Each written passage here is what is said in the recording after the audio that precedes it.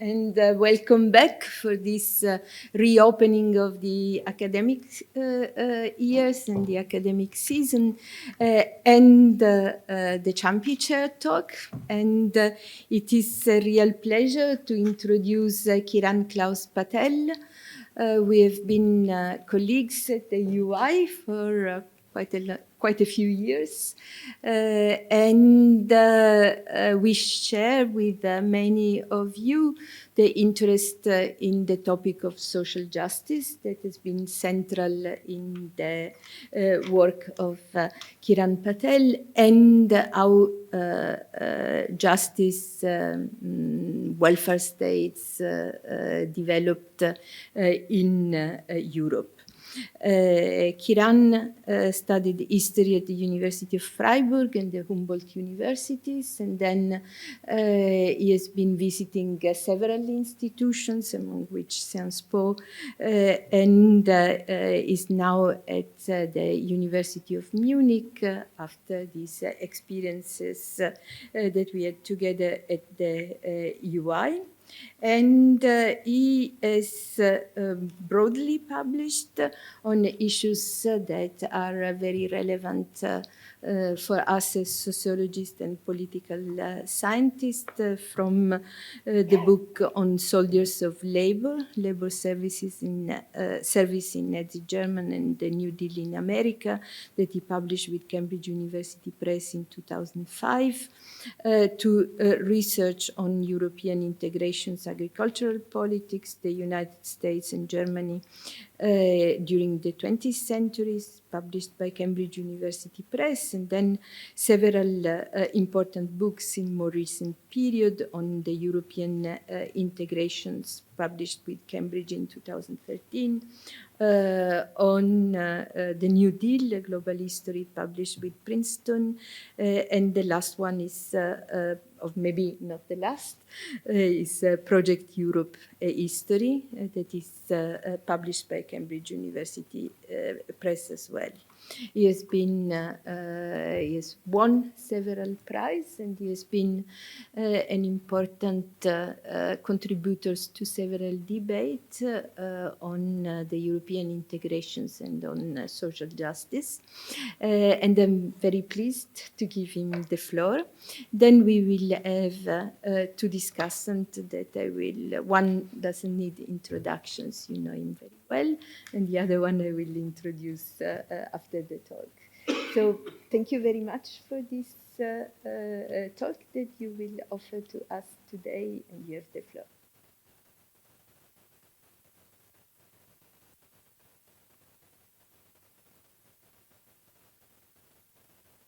Well, okay, sorry. Try again. Okay. Let's not miss the most important part. Thank you very much, Donatella, for the kind introduction, but also to Mario, to Silvio Pons for the invitation. Again, I'm very grateful for having been invited to be a Ciampi Fellow. It's been a fantastic 2 weeks already. Now, even more so, I hope, because there's going to be more activities here at the Palazzo Strozzi, and I look forward to the conversation that we'll have this afternoon. I also hope that I'll be able to continue threads of conversations that you've been having here on many important issues. For instance, following up on the work of Roland Erne, who was here as a Ciampi Fellow last April. And one could think that what I want to do is a sequel to what he did, but historians are always strange, if you will. So what I'll do is more the prehistory by going back into the Cold War period, whereas he, as some of you will remember who were here in June when the book was presented, was discussing very contemporary issues. I first want to talk a little bit about the wider context of what I will present in a minute. Some of you, I know, have had a chance to read a chapter that I sent around. Others are probably completely new to this. I want to say that the chapter that, again, was circulated is part of a book, an edited volume that just came out a few months ago, edited by Martin Conway and Camilla Ehrlichman, two colleagues in history, that deals basically with the history of social justice in 20th century history, more broadly conceived. And if, in the case you had a chance to read the chapter, you were missing a definition of what social justice is, that is because, again, that was outsourced to the introduction. And I will talk about it slightly longer here now than I would normally do, because I feel that it should also be part of the conversation. In a nutshell, and I'll come back to that in a second, what I mean with social justice is the distribution of wealth, opportunities, and privileges in or between societies. But I want to conceive of this as a moving target, and hence I will spend a couple of further minutes in a moment to elaborate on this further. I want to start somewhere else, and again by saying that if you look into the history, particularly of European integration, social justice has long been mostly understood by its absence. And that is regardless of the question of how precisely you define social justice.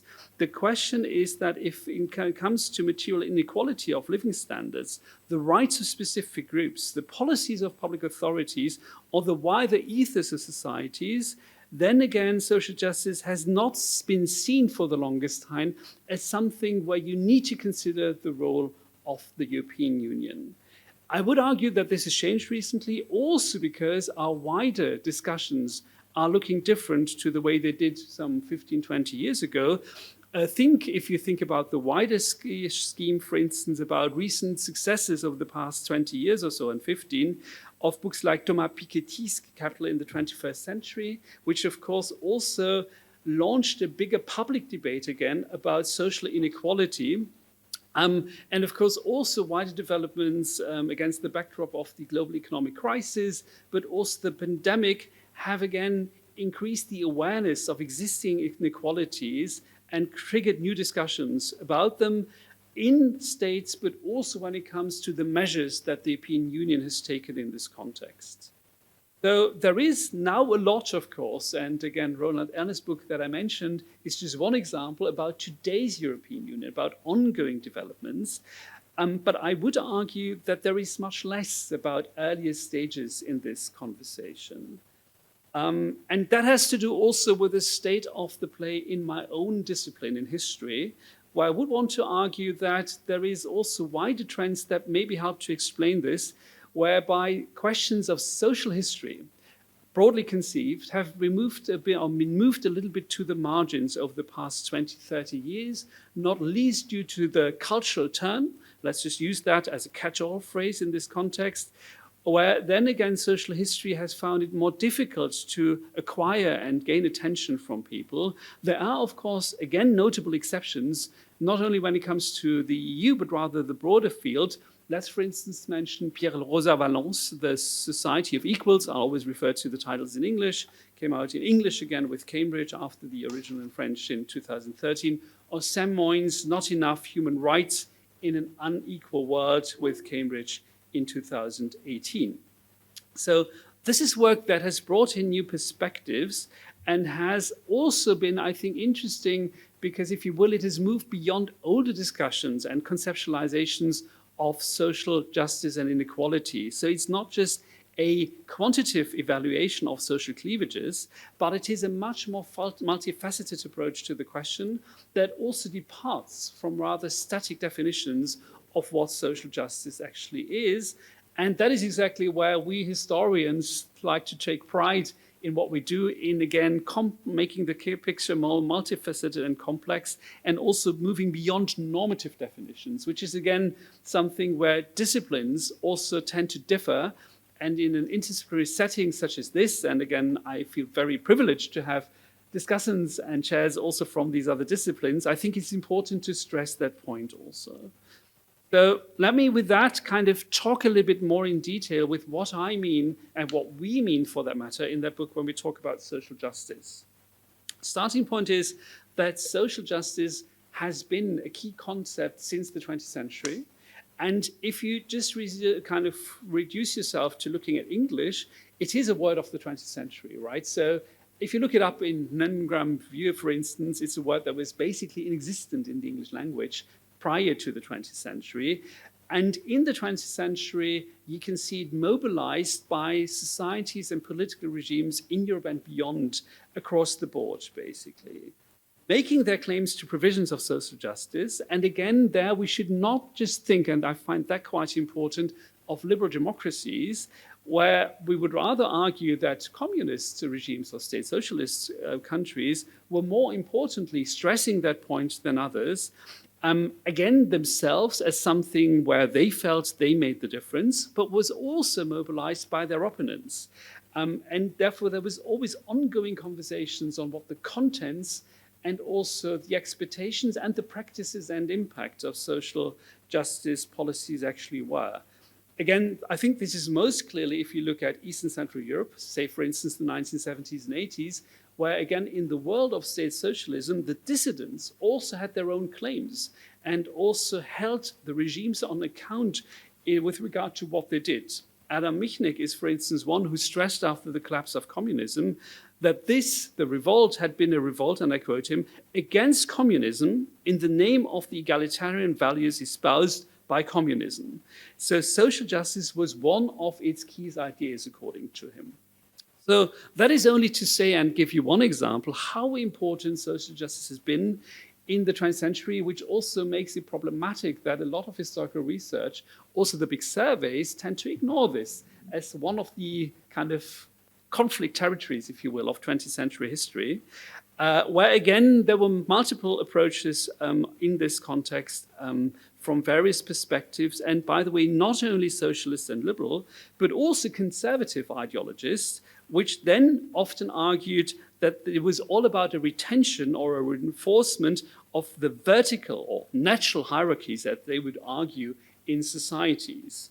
So in that sense, there is not just one political camp that has kind of been discussing this term, and there is also no clear spatial limits, I would argue.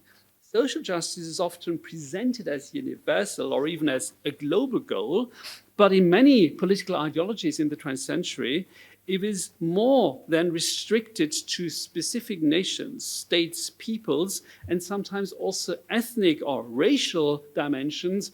And for that reason, I would also include the Third Reich, for instance, where there were certain ideas of social justice, of course, only if you take a non-normative definition as a starting point in this context. So there is a wide divergence with regard to the agents of social justice and also the concrete policies, how this has been filled, and also some that have been very state-centered and others that have argued that the state is the real problem and it should be left to other bodies, to social organizations, corporate social and economic bodies, or for instance, institutions of local government. So also there, the very site of social justice is very much up for discussion. Again, the new man, one of the ideas that was prominent in fascist Italy and Nazi Germany, but also in state socialist societies, only one example that social engineering also has close links to ideas that have to do with social justice. So again, the very basic definition that I gave you before already is just a starting point that basically we want to argue that we need to broaden the scope to also hence see interconnections between regimes and spaces that we haven't seen so far. And that is the thrust of the book, basically. And if you want to summarize this in a nutshell, it's a negative definition of social justice to some extent by stressing we shouldn't restrict this to a normative definition. We shouldn't restrict this to a teleological definition, whereby, if you will, we are on the road to an ever wider kind of triumph of social justice.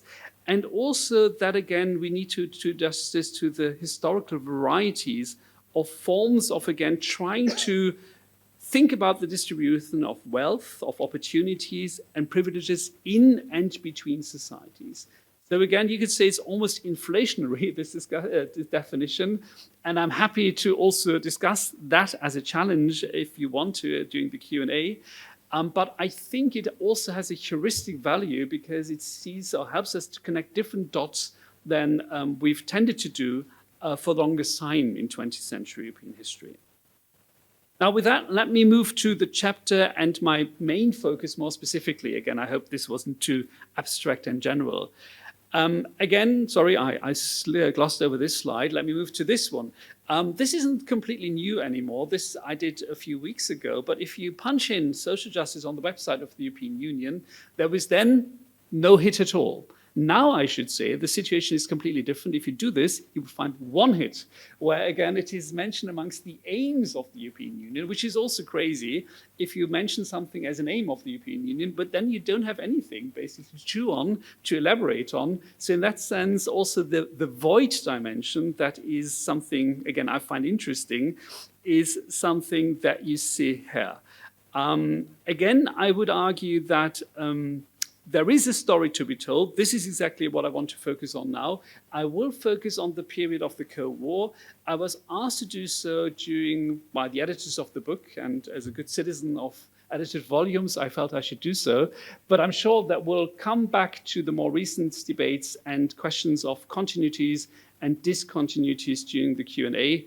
And whilst I'm less of an expert on that than many of you in the room, I'm very happy also to have that conversation with everybody.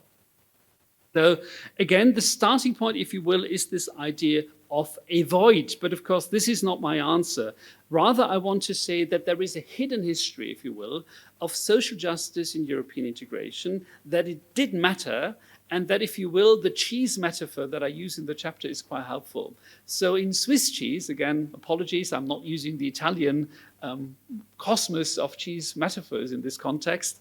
There is this idea that there is holes, or rather eyes, as people who know something about cheese would say, and that the better the cheese is the better, the bigger the eyes actually are. So that there is basically something that is defined as cheese, which is the substance, but the holes are also part of the definition. And I want to say, well, what we've looked at so far mostly is the holes, but there is substance which also has a certain consistency that we should also consider when looking at European integration.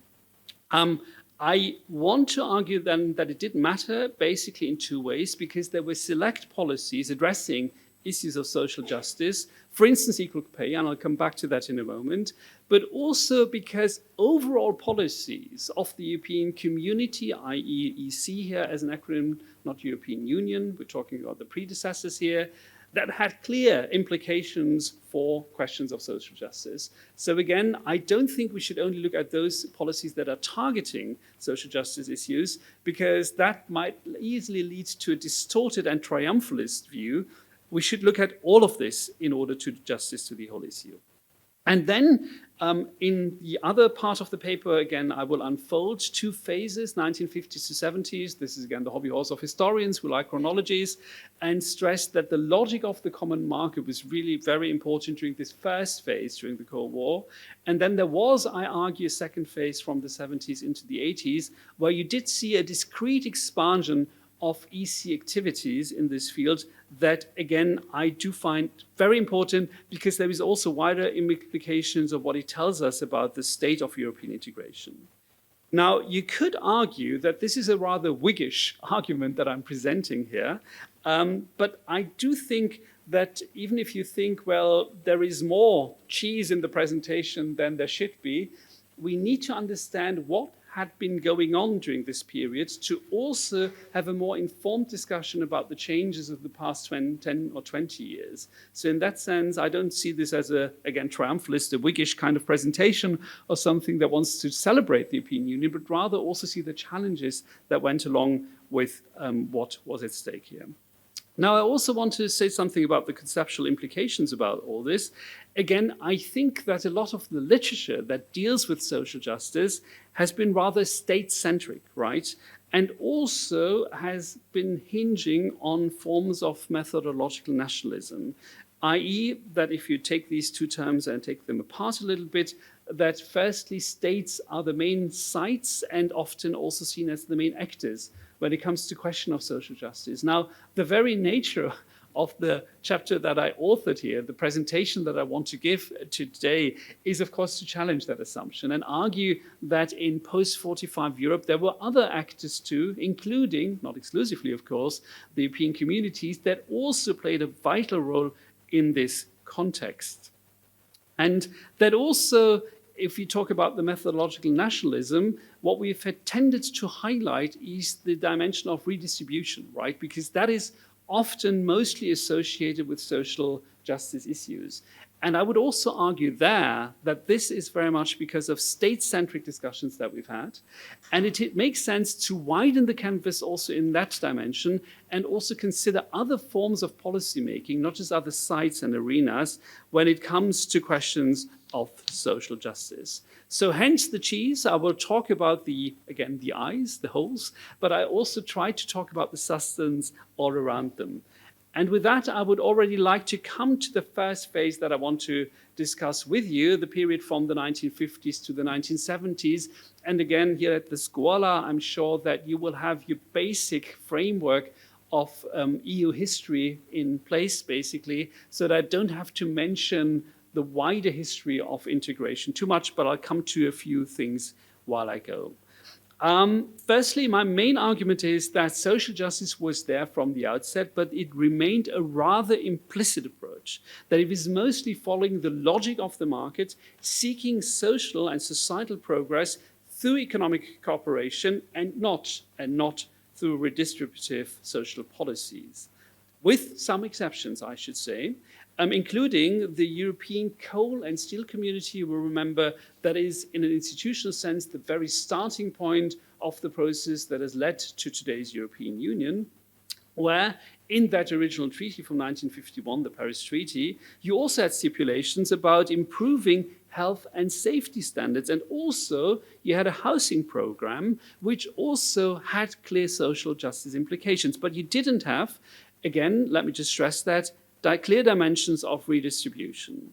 And already there, and even more so in the next step, leading then to the treaties of Rome and the European Economic Community as then the backbone of the further steps of European integration, I argue, building also on the research of some Italian colleagues, that there was one reference that matters very much, and that is references to another layer of international organization, more specifically to the International Labour Organization, the ILO, and discussions that had already started to unfold in the 1930s. So we need a quick kind of look back in order to understand what's happening in the 1950s. Again, some antecedents in the 1920s. The ILO was set up in 1919 under the context of the League of Nations.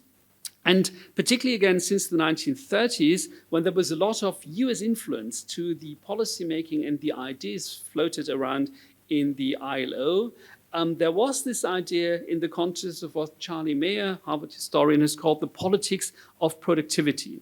Accordingly, the ILO basically argued that raising incomes and ameliorating living conditions largely depended on improving productivity and greater trade between states and societies. So market liberalization was seen as key for both economic growth, but also for social stability. In that spirit, it was also something that was seen already in the interwar period as a means to contain communism, at that moment reduced to the Soviet Union as a state ideology, but also, of course, floating around the world, and something that, of course, that could be mobilized even more in the post kind of World War II scenario of the rising Cold War, where, again, the idea was then that this was a perfect passepartout, basically, to come up with a capitalist answer to the socioeconomic challenges of the age. And now what you had, if you then go back to the situation of the mid-1950s, the run-up to the Treaties of Rome of 1957 is a report called Olin Report of 1956, penned by some ILO experts for the EC and exactly making those cases that this was the direction forward.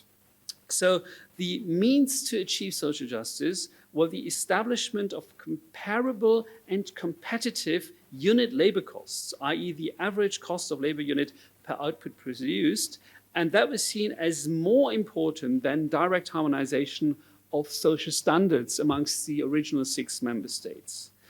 And from there, from these discussions, you see a direct kind of next step in Article 117 of the Treaties of Rome, i.e. the EEC Treaty, where it stipulated that the harmonization of living conditions was meant to become, and I quote this, through the functioning of the common market, which will favor the harmonization of social systems. So social systems are mentioned, but the key kind of instrument for this is, again, the common market. Again, nothing is uncontroversial in history. At the time, there were some actors who wanted more explicit, if you will, more redistributive dimensions of social justice, particularly the French and the Italian governments, and also later on once the Treaties of Rome had been signed and the EC came into existence, this was a cantus firmus, if you will, in European policymaking, particularly in the European Parliament. I'll give you just one German example. Gerhard Kreisig from the Social Democrats was one of those who always argued, well, we don't do social justice. So this deficit narrative that the EC is about everything but not about social justice has its deep historical roots in contemporary conversations at the time, and I think also impacted scholarly research, which hence have overlooked that very specific, different approach that the EC had taken to these kind of questions. And again, if I mentioned the French and the Italians, I should also mention that, of course, there was not the one French or German perspective, but if you consider that in the 1950s and 60s, you had a strong kind of majority of Christian democratic governments in the 6 original member states, they very much disliked this more distributive dimension and were very much in favor of this ILO model, as I would like to summarize it here. There were, of course, in the next decades, fights over a more explicit or, again, more redistributive form of social policy. And I think that has also informed policy and debates until today. But there was more, and this is again what I also mentioned here on the slide. I think what we need to see if we again have this broader definition of social policy, that what the EEC did was also to facilitate transnational labor migration. Again, interesting, because if you go back to the articles in the EEC treaty, articles 48 to 51, they were very much in line with an ILO logic and the kind of agreements the ILO had set up amongst its member states, particularly in Europe since the interwar years, where I could mention that Nazi Germany was then soon developing a template, basically, that was followed also by other countries, which again reminds us that this is not a story about liberal democracies only. Again, it was not an unconditioned opening of labor markets. So the idea was not to have a fully fledged liberalization of those labor markets with corresponding implications for social justice, but rather that there was also the idea to prevent a race to the bottom amongst labor standards. It was, in this case, not only the Christian Democrats, but for instance, also trade unionists who wanted to put a halt to a full-fledged liberalization of these standards. So also the treaties of Rome accepted clear limits to the free movement of labor. Again, there were, if you will, there was a mixed bag. And for instance, there was no full recognition of school and vocational qualifications. So this was also a very difficult journey to the situation that we have today, where also, if I just look at this bench, we have profs from different countries who've made careers in different countries, which would have been much more difficult if you went back to the situation in the 1950s, where the acceptance of university degrees and also other professional degrees across countries would have been much more difficult, basically. So this is one, transnational migration. Secondly, let me briefly elaborate on equal pay, where, of course, if we talk about the outcome, right, and the results, the balance to this day is extremely mixed. So again, no triumphalism here at place. But again, interesting if you look back into the history. And again, where do we need to start? To some extent, again, at the ILO, because the ILO has had a convention since 1951 that already pushed for equal pay between the genders, i.e. that women should get the same kind of income for the same work as men, basically. Now, if I mention ILO here, I should not stop there, but also quickly at least mention France, which had older policies, which had also informed already the ILO policies in this concept. But it is interesting also how these policies were framed at the time, because what was done then was not so much framed as an issue, a debate about gender equality, but rather about competition and growth. So the French, for instance, when it came to the Treaties of Rome negotiations, also very much pushed for an inclusion of this into the EEC treaty, because they felt if we do this and the others don't do this, we'll have a competitive disadvantage on the labor market. So there was not too much altruism, I fear, but it explains why it then traveled into the treaties. Now, again, I'm the last person who wants to call this a history of a triumph. But I think it is interesting to look a little bit at the historical evidence, and I'll just give you one example. And the example comes from Ireland, again, a country that, as you will remember, was not part of the original 6 member states of the European Economic Community that only joined the club, if you will, in 1973. Now, Ireland is a nice, cool country, if you will. It is also a country that in the 1970s was very Catholic and very conservative when it came to certain questions when it comes to gender equality particularly. So the Irish government at the time, we're talking 73 here, was very much against this provision of the Treaties of Rome. And what you then saw, that there were important civil society groups that were pushing to also have these stipulations fully come into effect in the Republic of Ireland. And it then took particularly an ECJ, the European Court of Justice ruling, in 1976 that forced the Irish government to implement equal pay legislation. So again, I'm not saying that everything is good. I'm only saying that things would be much worse, if you will, if it wasn't for these kind of policies. And again, I think it shows that the EC, if you will, really mattered here, for instance, in this concrete context of a country that was only joining in the first round of enlargement. Now, as said, these are examples, both when it comes to labor migration and equal pay, where there was this hidden social dimension and where the idea was very much to have a growth-led model with a common market, and these would be seen as addenda or as factors facilitating that. I think there is also a dimension that should be mentioned on top, and that brings me to the common agriculture policy and the dimension of targeted policies more generally. Let me first talk about the CAP, and Donatella was kind enough to mention that I spent too many years of my life working on that policy in the past. Again, it's been seen as many things, as a waste of money, as environmental degradation, and all this is true. I would argue that it was, and I'm not the only one to do so, it was mostly one thing if you think about the Cold War era. It was a welfare policy. In a nutshell, the idea was not to basically let farmers go down, given the forces of globalization and modernization in the sector, which otherwise, given the global situation of the sector, would have led to a situation where there would have been hardly any farmers left. There had been national subsidy schemes across countries since the 19th century, the late 19th century, several waves of increasing them, but they'd come under crisis by the 1950s. And the idea was, on the one hand, to Europeanize them. This is something that Alan Millward, amongst others, has already stressed some 30, 40 years ago. But the idea was then not to freeze the sector and keep it the way it was. Again, remember that in some societies, 40% of the working population were involved in agriculture at the time, but rather to simply reduce the speed and also the harshness of the transition into a post-agrarian society. And that is exactly what the Common Agricultural Policy did. So it was a sector-specific policy with what I think was mostly a social policy dimension, of course, fully in sync with a Christian democratic hegemony, I would argue, at the cultural and also at the political level, to do something for this specific sector, whereas other sectors, let me just give you one example, for instance, textile didn't get this kind of protectionist scheme, even if that was also a sector very much in crisis in Western Europe at the time, where there was a lot of female work, part-time work, and where, of course, then the political pressure was felt much less by those ruling male elites, Christian conservative elites, to then do something that was as cost-intensive and thorough as there was for agriculture. So you see, again, the social biases kind of and dimensions built into these kind of policies.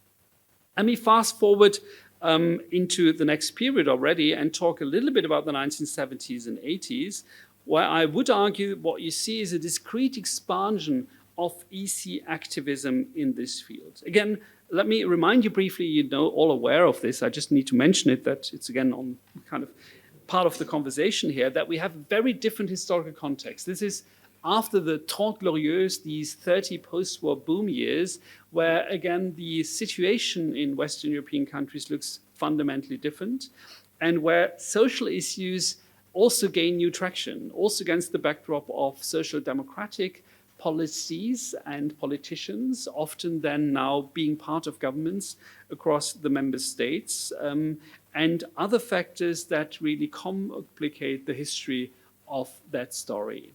Now, I would argue what you see is a good quantum of path dependency, that the road the EC had started to travel since the 1950s was continued, but also with some new instruments and also some new drivers. And I want to single out, for lack of time, mostly two. On the one hand, enlargement, and secondly, secondary law, especially from the mid-1980s onwards. Of course, this is for Loïc particularly because we have an interdisciplinary panel here. And again, historians, I think, have been particularly bad for a long time to also do justice to law as a factor in history. And this is one way of trying to repent, if you will, to think a little bit about the law, the role of law also in this context, which I find actually really important as a factor in its own right. Now, so much as to the wider context and the overall arguments, again, I want to, zoom in and give you examples, firstly, on the role of enlargement. Again, most people associate the United Kingdom with a country that probably then would have hated anything that has to do with social justice. And if you think of Margaret Thatcher, in many ways you'd be right. But again, it is interesting that in this period, the United Kingdom pushed for more regional policies, basically also to offset the unequal distribution of CAP money. So again, the cap was set up in a kind of enlargement scheme. And as many of you will know, it was set up in a way that made it particularly problematic from a British perspective, which had to do with the political economy and the structure of farming in the United Kingdom.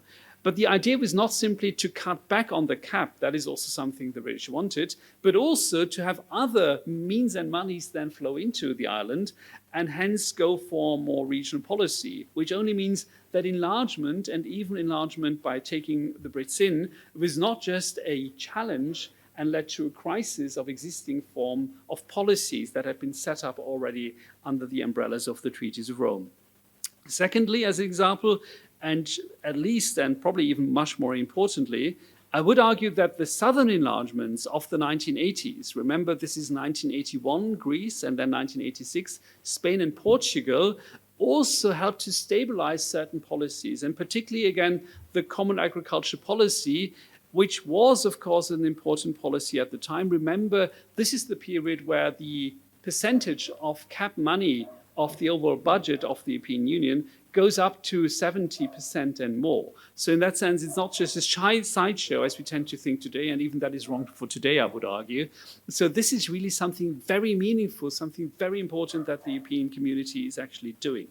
And again, these countries want to join the European Union for all kinds of reasons, right? There are all three of them going back to a phase or a new stage of democracy after experiences with authoritarian and dictatorial regimes. And hence it is certainly about political stabilization. But it is also, of course, about rather poor countries that want to use accession to the European Union to prosper. And in this context, not only kind of access to the common market, but also to the means and the monies established in the budget of the European community actually play an important role. So also for them, this was an important attraction, and that also explains why their accession stabilized some dimensions that had already been created up to then, and why there were now additional actors who pushed for pre-existing policies. Now, that is enlargement. Let me talk about the second point also in a little bit, where I think that particularly the Single European Act, again, this first reform treaty, if you will, after the Treaties of Rome of 1957, 30 years later, was very much an important and interesting moment. Again, it was, as you will remember, about further market integration to fight the economic malaise of the time. And Delors, to whom we might come back in the Q&A, who was the Commission President at the time, was very much also stressing a social component. I'll leave that out, but we can come back to that in the Q&A. It's interesting that also the European Parliament was very much pushing for more social dimensions of European integration. And the Single European Act was, in fact, the first treaty ever in the history of European integration that referred explicitly to social justice. This is Article, and also in Article 118, mentioned powers in the area of occupational health and safety, which obviously also had social justice dimensions. So there are, again, longer continuities. This is building on development since the 1950s, but I think it's also with some innovations. And here I built particularly on the work of Hans Mieklitz, former UI professor. I just bumped into him earlier this week, and we had a nice conversation with a little bit of red wine at San Domenico, who has argued that what you see is changes in EC private law particularly. This is the secondary law of the European Union. It's not the main treaties, basically, where if you look at issues such as anti-discrimination and fair access to participation in the labor market, there were important changes also with rulings of the European Court of Justice, which Hans, in a nutshell, summarizes as access justice. So forms of social justice that were not kind of giving means out to people, but facilitating access to dimensions that had a clear social policy and social justice ramification. I also do not want to overemphasize this because recent work by Aurélie Andry, for instance, has emphasized more the 1970s as a moment of social democratic thinking and social policy thinking in the context of European integration, which faded away exactly at the moment that I'm talking about here, the 1980s. Again, as Aurélie has also shown, this was mostly about plans, ideas, hopes, and visions, not so much practices. So I find this period of the 1980s slightly more interesting if I have to present a condensed version of what was going on and not so much about ideas. Having said that, I also think it is important to stress that policy issues were long kept, if you will, to use an American metaphor, within the Beltway, i.e. within Brussels and policy elites, and not so much in a conversation with people on the street. If you will, there is also a dimension that I didn't mention in the chapter for those who read it, and it's not only because Donatella is here that I want to mention it, and that is also a little bit the level of mobilization beyond basically policymakers themselves. There is, I think, a story to talk about the societal actors in this context, but what I would argue for this period of the Cold War is basically extensive forms of demobilization, not of mobilization and people taking to the streets, with the big exception of farmers. Farmers who took to the streets, I mentioned them already as one group that was targeted like no other by policies that had this welfare implication. This is a picture of 24 March 71, when some 100,000 people went to Brussels to kind of demonstrate against EC common agricultural policymakers. Dozens were injured, which shows again the salience of the CAP. But more broadly, I would argue that there is this dimension of demobilization that looms large, that, for instance, trade unionists were actually quite interested and active in the early stages in the late 1950s after the treaties of Rome had been set up, basically, and were hoping to have a say and also impact on policymaking decisions, but soon realized that this was run in a way and that they weren't really fully invited to the conversation, that they diverted their activities to other avenues and not so much to the European community of the time. So in that sense, I think also that is part of the history of social justice, to look at the things that didn't happen and that were diverted away, and where then this dimension of activism comes in. So in that sense, what you had, if you want to summarize this, is a dimension where also, if you look at the member states, they were willing to accept measures of social justice only if they did not become too explicit, right? If this remained implicit and part and parcel of what I want to call an economistic logic of policymaking, right?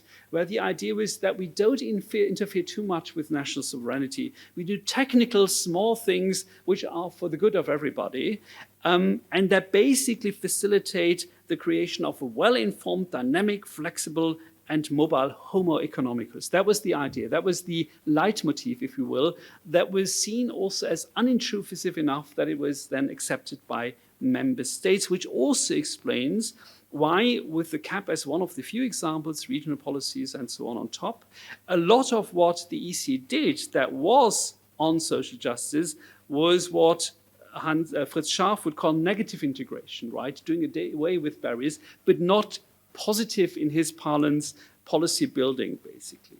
And also, what I also found very important, it was very much kind of pivoting around the citizens of the member states, not people who were undocumented migrants from elsewhere, for instance, let alone people in other parts of the world. So also there was an inward-looking dimension that I think is also very important, particularly if you look at this also in a situation where asylum policies and migration policies in the European Union are so much up for discussion again. Let me move to my conclusion and bring this to an end. Again, overall, I want to stress again, and I think this is a little bit probably unnecessary in this context, but for the wider discussion about social justice, maybe not so unimportant, that we need to move beyond the state-centrism and also the methodological nationalism that has informed and driven the debates about social justice for a long time across disciplines. Secondly, to keep this brief, I want to argue that empirically, Maastricht, and I was a prof at Maastricht University for a long time, so apologies back to Maastricht, was not the real turning point. That it was actually developments more in the 1970s and 80s, which is something that I also argue for EC policy making more broadly, that the old Stanley Hoffman, Robert Keohane interpretation that the 70s was a dark age of European integration policy. This is all wrong, that it was a very dynamic period where also in this specific field, but also many others, there was a lot of action going on in the European community, but it was incremental policies, right? It was bricolage, to use a French expression. It was not the one big design, one policy, one treaty that really brought this forward. To some extent, Maastricht also consolidated some of the developments that had already happened in that earlier period. Then thirdly, institutionally, and this builds exactly on the second point, that there was no, and that was already clear, I think, from what I said, there was no master plan, right? There wasn't one voice, one idea, one vision driving what the European community was doing, but there were, at the same time, strong path dependencies, but not a real full lock-in, to just play a little bit with political science language, but that the economic DNA really mattered, with this idea of having this rather discreet, not too intrusive approach that also was then acceptable for member states, which also had a strong technocratic dimension and mostly looked at output, right, and not so much at input and democratic legitimacy of the programs that were set up. And lastly, in this context, that politically, of course, there was therefore always a gap between the acquis communautaire, kind of the policies of the European broadly conceived, if you will, and the law particularly, and public expectation, which also is something that actors have time and again used to mobilize and to push for further action, but it has also basically led to new frustrations amongst people and to an alienation with the European project, because it was seen as something that didn't really deliver on people's needs. And I think that this is the quick bridge to today. We're also in a moment of European integration where this is true, basically, where, if you will, it's a dangerous kind of bet that the European Union is doing on whether it wants and can deliver, and where the question of how far you want to raise expectations and how far these can be backed up by policies is certainly up for discussion. Last sentence. If you want to summarize the history, I think it is quite strange what emerges as a summary, because in some ways, the EC way of doing with social justice since the 1950s, in certain ways, looks more like 20th century policies than what you had as typical policies at that period. Again, look for mentions of class in the documents of the European community of the time. Good luck. That is not something that really looms large. But there is talk about gender, right? Which is, of course, today a big topic when you talk about social justice, but wasn't at the time if you talk about the dominant framework of conversations. Also, what you had at the time was a very market-oriented discussion about social justice measures, which of course have become much more prominent also at the national level ever since then. So if you will, one could in a nutshell argue that you have a shift of national policies into a direction into which European, or I should rather say EC policies has been going for quite some time. So I think, again, seeing this in the broader context and also bringing history into the conversation has a value. Thank you very much for the attention. I look forward to Q&A and to discussants. Yes, bringing history is definitely a value, and thank you, Kiran, for this very informed and provocatory talk that I'm sure will receive a lot of comments. The first two commentators, since as Kiran mentioned, we are an interdisciplinary panel, will be interdisciplinary type of comments. The first one is Loïc Azoulai, who is also a professor at the European University Institute and has been there in several of his lives. And he teaches law and social Europe. He has been working on law and society, migration, security, democracy, ecology, digital transformations, religions, and work. And he has been directing an important project at the Sorbonne on forms of lives and legal integration in Europe, and is on leave of absence from Sciences Po. And as an expert of law and the European Union, we are looking forward to his comment.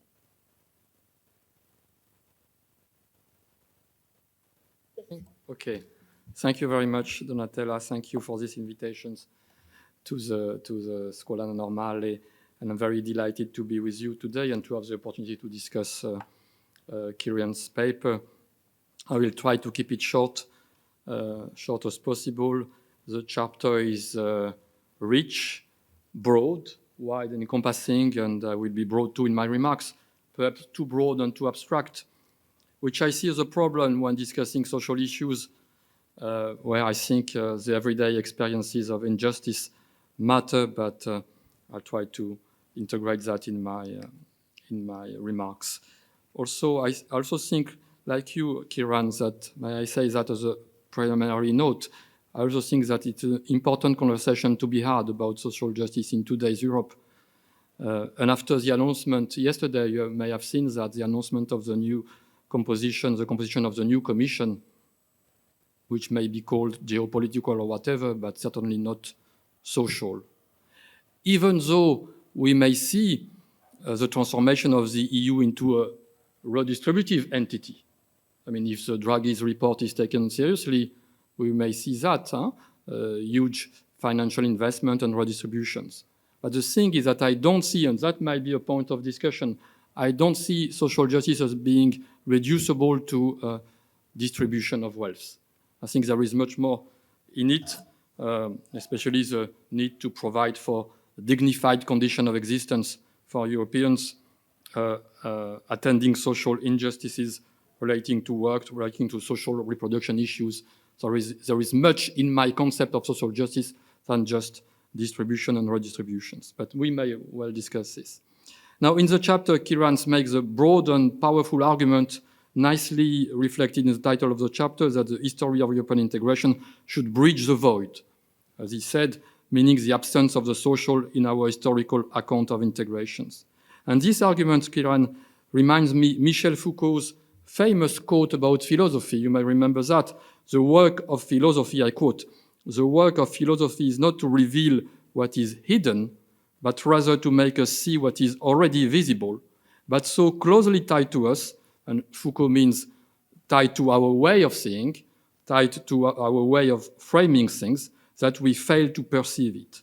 And just in the same way, I see your work. I see that the chapter seems to make the point that the work of history amounts to making visible social policies that were being developed along the construction and the consolidation of the internal market, but overlooked due to our focus on the internal market, but also due to our framing of the social. Our framing of the social that it seems that you assume we tended to conceptualize as separated from or alien to the construction of the market. And this, I think, is an important point that you are making, also because it makes very clear that what you want to address is not just, as you say, an empirical void. I think that should be clear from the outset. It's not just about an empirical void, as you call it, that is the absence of the social in the historical account of European integration, but more fundamentally, a conceptual void. That is the lack of a proper elaboration of the concept of the social in the context of European integration. And so, my short remarks, I want to live up to this challenge, Kiran, and ask whether your historical account can provide us with a clear, at least an adequate concept of the social. And as I see it, the project of bridging the void involves two lines of inquiry. There are two parts to your argument. Broadly speaking, first you trace the origins of the social in the EU, and here what you find, you explain, is the import and the transplant of a model that has been developed in international organizations, the international labor organizations, which relied on a concept of the social that was clearly distinctive and different when compared to the definition of the social policy at the national level. That's the first part of the argument as I see it. And then there is a second part of the argument, which consists in tracing the evolution of the model as it was embedded into the community context. And there you propose a periodization, as you explain, that is also conceptually significant. And basically there are two periods, the first 20 years and then the following 20 years until the 90s. Actually, there is a third part to the argument, which is the epilogue of the chapter, which is very interesting, most interesting, which is a kind of addendum, the conclusions, where you see a twist of the social that followed the turn of the century. And I'll come back to that. Now, I have little conceptual wonder about each part of the argument. So 3 points, briefly. First point, the model imported from the ILO, from International Labour Organization, from the All-In report and the epistemic community associated to it, perhaps to be combined with the SPAC report. It, I think, is not clearly mentioned in your chapter, but which had an important role to play and which gave a relatively clear profile of the social in your account, which is the social is not about redistribution, that you said clearly, although there are some redistributive setups in the EC, right? It's not about harmonization of social standards, although some regulatory measures were introduced in field related to free movement and non-discrimination, equal pay, for instance. The model focused primarily on work and workers, but not work as an intrinsic good, work as contributing to a new economic division of labor on a European scale, with the plan that this will increase production, this will increase growth, that will eventually and mechanically actually result in an increase in the standards of living. That's the model as you portray it. I think it's correct. The internal market as a kind of guarantee mechanism, assurance mechanisms to sustain and consolidate national welfare states. Now, law was important in that regard. Law was important in fashioning this process, in both decoupling, so to say, the functioning of the internal market from welfare state policies, and then in imposing a way to bind member states together to reduce the gaps between the member states, to create a compatibility, a mutual recognition of member states through productivism, growth, and the mobility of the factors of production. So here comes my first conceptual wonder, Kiran. If this is what emerges from your historical account, then this raises to me a conceptual question about the meaning of the social in this context. And the question is simply if this might be called social justice at all. In retrospect, and the historical account is done in retrospect, so to say. Why one may wonder whether the concept of the social enshrined in the common market project was so infected by forms of productivism, legalisms, and you can say in retrospect by forms of sexisms, forms of patriarchy, post-colonialisms. It was so infected that it could be relied upon without a thorough critique of its biases and its all ideological dimensions. For instance, when in the conclusions of your chapter you refer to the gender as an issue which has been taken seriously into considerations by the EU, by the EC from the outset, which had an important place in the European project, equal pay, as you say, by contrast to race or class. This may be an important insight, yet I think further socio-historical and critical analysis may show that gender equality was not only introduced for economic reasons that we know, but was used actually to pursue other purposes, such as employment targets, not always beneficial to the woman and to the working condition of the woman, the same with redistribution. So you see my point here. It's a small point, but a conceptual one. The point is that the focus on social justice is very demanding. And so it cannot just be about the model, the institutional and the regulatory model designed by the EC. We should take into consideration the experiences of local injustices generated by this model. And so there is, in my view, an element of critique in framing the issue in terms of social justice. And the thing is, I don't see clearly where this element of critique, this potential element of critique, lies in your account. That was the first point. The second point is about the second part of the chapter, that is the periodizations, what you call the discrete expansion of EC activism in this field. This covers a period from the 70s to the 90s, where you see, and we see a process of enlargement and deepening of the common market with new competencies granted to the EU in social policy fields, with the new forms, as you say rightly, of legal activism, actually new regulations, the expanded role of the Court of Justice. But again, my remark is about the conceptualization. As much as I agree with the notion of expanded activism, I think it is worth noting that it is an odd form of activism. It is a paradoxical form of activism, in the sense that it essentially, I mean, from the point of view of the lawyer at least, it essentially materialized during this period in setting up minimum standards of protections, flows of rights in many fields, health and safety, as you said, working time, worker participation, and non-discriminations. And this was correlated, so to say, to, at the national level, to an explosion of social spending during this period, to fight to reduce labor cost in order to attract, to be more competitive, and also to political struggles, as we know, between neoliberals and regulators at the member state level. So, as I see it, Kiran, the EU and EU law were being activist, if you want, but essentially in empowering member states and domestic actors, allowing them to develop whatever social policy as long as it is compatible with the common market. Empowering member states, but also empowering individuals and citizens to access services in other member states, to access social goods set up by member states at the national level. This is the access model developed by Hans Miklis. So you may again call it social and social justice, but this was essentially about granting regulatory powers to states and about empowering individuals, and some citizens.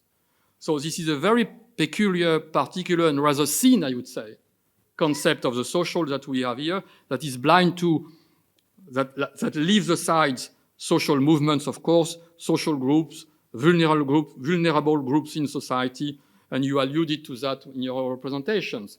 But this should lead, in my view, not just to historical insight, but this should lead to a conceptual elaborations about social justice in your account. Now, if I have time, the last point, which is the third point, which is about the epilogue of your chapter, the opening of your chapter. As you said, this is not developed, but I mean, I cannot resist saying something about that.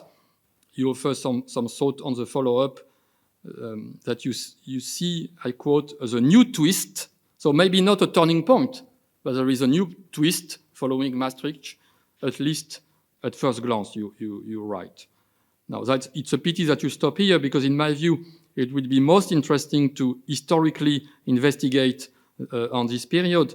There is already a vast body of literature in political science, in economics, of course, about this period, but from an historical point of view, that would be, I think, important to do it. What I find fascinating here, and I would like to have your view, is, I say in a nutshell, what I find fascinating in this period, from Maastricht onward, let's say, is that we have both and at once the collapse of social Europe, with the three shocks that the EU has undergone, the neoliberal turn, the big enlargement to Central and Eastern Europe, and the great economic recessions resulting in social policies largely absorbed by EMU, economic and monetary unions, and resulting in larger imbalances, inequalities in socio-economic conditions among member states. So this union of member states, but also within European societies, increased inequalities. So on the one hand, we have the collapse of social Europe, and on the other hand, it overlaps actually the re-emergence of the social, but with the drafting of the European Pillar of Social Rights, very much in the continuity of the previous model, the model of access justice, if you want. It's all about access. Huh? The charter is all, and the pillar is all about access to services and goods. But then recast and reconsidered, in my view, in a context of a growing sense of imminent or underway catastrophe. That is climate change, digital revolutions, pandemic, and war. And this prompted a return of the social, actually, that vanished in the previous period, in my view, a return of the social, but mainly in two forms, which are new forms, but this we need an historical insight on this, mainly in two forms. On the one hand, it's a concern about social systems, healthcare systems, pension system, and so on, technological systems, energy network, digital platform, natural systems, of course, that the EU label, not by chance, all of these ecosystems. And it's a concern about the maintenance, what we call resilience today, the maintenance, the management of the system in a just way, And these are issues I would call of structural resilience that may well require massive investment, indeed, redistributions, but social justice, again, is something else. That's the first pattern I see. And the second pattern I see in the recent period is that we have issues of social reproductions. We have issues of social reproduction and concerns about the sustainability of vulnerable or precarious lives in Europe, not just work, but lives in Europe, and vulnerable groups being targeted by the EU, children, platform workers, carriers, and so on. And so the conceptual question here is how to make sense of these concerns in a European social way, how to articulate the tension between the two patterns, and within each of these patterns, how to articulate the tension between what I see as being two poles, or two trends. Again, I'm very broad here. One trend toward stabilizations, ordering of the social, inclusions, compensations, on the one hand, and the other trends towards coming from social movements, towards dismantling, degrowth, deconstruction of gender, you see, differentiation of the social, not reassembling of the social, but differentiation and transformation of the social. And I see here a tension. That's a new form of the social question, in my view. And to address these conceptual questions, we need history. We need to historicize this moment. And I hope you will be able to do it. What I see in the new composition of the Commission, but this is just an impression, what I see is that it seems clear that it's leaning towards the stabilizations, reordering of the social, and not its transformation. Thank you, Loïc, very much. And we move now to the Guglielmo Meardi, who will present another interdisciplinary perspective addressing the issues from the sociological perspective. And then we will continue from them. So Guglielmo, is, but you all know, the, the dean of our faculty, and sociology of labor and economic sociologist, so will provide, I'm sure, very interesting comments. Thank you, Donatella. Thank you, Mario, for organizing. Yes, in fact, the interdisciplinarity of this panel was particularly attractive to me when I accepted to be discussing. I thought, oh yes, on the European Union, how can you find a better composition? And a historian, a legal scholar, and a sociologist, so the historians can tell us what the European Union has been, and the legal scholar what it is meant to be, and the sociologist can criticize whatever it is. So that's a nice job for me. Regardless of that, I actually learned a lot from both the chapter and the presentation. In general, I think with sociology we have to take history very, very seriously. And like Loïc, yesterday I was looking at the composition of the commission and so on, and the first reaction was, well, where have social affairs gone? You know, there used to be a commissioner for social affairs. Last time was called jobs and social rights, but the word social was there, and now it's not there anymore. And then you find now it's called people, skills, and preparedness, which is, you know, it says it all. And if you look at it from the sociologist point of view, or even the journalist point of view, you think, oh wow, it's a big news, it has changed a lot, it's a turning point, neoliberal, whatever, conspiracy. And then you look at the history, you say, well, actually, it has always been a bit like that. You know, it's not such a big turning point. There is a thread in the history of the European Union, and in particular, you show how the interest in social issues and social justice has always been conditional to the market from the very beginning in the 50s. So yes, equal pay, equal opportunities, that's okay because it's good for the market. Free movement is good for the market, so it's okay. So long as it is good for the market, we are happy. And then you can go on with active labor market policies and social dialogue. You know, so long as it demobilizes work, labor, it's it's very good for the market. And you can also apply it in a way to the green transition, so long as it creates new business opportunities. What's wrong with that? And that explains a little bit. And in the other point that is important in your that I see in your chapter in your presentation is that you say correctly, it's not a triumph, but it seems to be a slow march. I mean, there is this thread, but there is also a slow march, which, however slow it may be, it seems to be forward. So the steps that you can see are steps forwards. But still within in a way that context. So which is somehow compatible with other views, some of which you criticize, like Perry Anderson or Neil Fligstein, that mostly the European Union is, let's say, a class project. Which to some extent is good for everybody. You know, even Marx said that there is something good in capitalism, not all bad. But it is a class project in the interest of what Perry Anderson would see of the bourgeoisie, while Fligstein would be mostly of the middle class, people like us who benefit from going around Europe.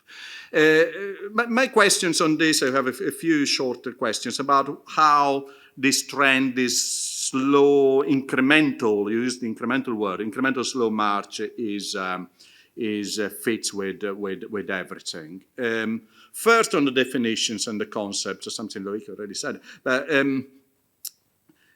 social justice in the way you discuss it is really what it was meant 50 years ago and before. So a rather conservative idea of what justice can be. So just a small correction to the economy. Nowadays we use social justice, think in America, social justice warriors and so on, in the sense of often even restorative justice, or even more than redistribution, even a much stronger concept. And the same applies to a number of concepts in the European Union. Solidarity, again, it used to be a rather conservative approach, Christian democratic, typically Christian. The labor movement, socialists didn't use the word solidarity until 30, 40 years ago. They spoke of equality, not solidarity. And now solidarity is used also by new social movements, by radical scholars. And this also links to subsidiarity, which is another aspect. I wonder whether this has maybe a little bit changed when debates about the European social model, for instance, which arrived. Sorry if I, as a sociologist, I go more towards the last 20 years, but you mentioned a few points also on after the 90s, so I feel entitled to mention it. I mean, the European social model discussion, it comes first from the Portuguese presidency, and then it's taken over by Blair and Berlusconi. And it was a little bit of a discussion where there was step forwards and step backwards on what the social meant, rather than just a slow incremental march forwards. Other points is the enlargement. Sorry, this is my pet interest, but because you discussed quite a lot of the enlargement of the 70s, the enlargement of the 80s.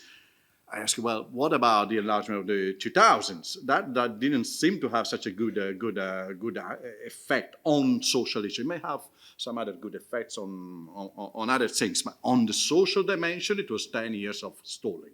And 10 countries that enter, they're going exactly in the opposite direction of abandoning the state, moving towards the market, really blocked any social initiative for 10 years. And even the European Court of Justice, which also changed composition from being a rather positive actor, especially on equal pay, it became, with the famous Laval decisions, other ones, rather a threat to the social dimension. And on this, I would even add the external effect, which you mentioned as a potentially positive one. Well, 20 years ago, there was the Mediterranean process, there was the Eastern neighborhood, and now look at what the situation is, both at the eastern border and the southern border. It's not exactly a very positive one. We have a conference on North Africa in a month, and I didn't see in the program a lot of enthusiasm about what the European Union has been able to build in that part of the world. We had other ones on the Russian and post-Soviet spheres. On the ILO and Philadelphia, on the ILO in particular, this is a very intriguing point, and it also touches more on my field. And I was wondering, well, the ILO, yes, there is some similarity. The ILO clearly was a reaction to socialism and communism, but maybe at the beginning of the European Union, it was more than that. There was the Philadelphia Declaration. There was, labor is not a commodity. There was something a bit more than just, let's add a little bit of social justice to make capitalism work and to avoid a revolution. There was a little bit more then, whereas the interpretation that is given now is not necessarily so positive. So you mentioned the unit labor cost as the approach to labor, an international one. We cannot have the same wage for everybody. Let at least have the same unit labor cost. That was seen as in a progressive way. How unit labor costs have been mentioned in the new European economic governance after the Euro crisis has been mostly a negative one. So who has the unit labor costs that go up? They have to bring it down. It's not those who have a low unit labor cost that have to bring wages up. And finally, the last question about steps forwards or backwards is Jacques Delors, because you mentioned it, but I still couldn't make really what is your opinion about Jacques Delors? Because it's such, the opinions are so radically divergent. There are books like, in France, the one by Didri and Mias, which are enthusiastic about the Delors moment, especially for social dialogue.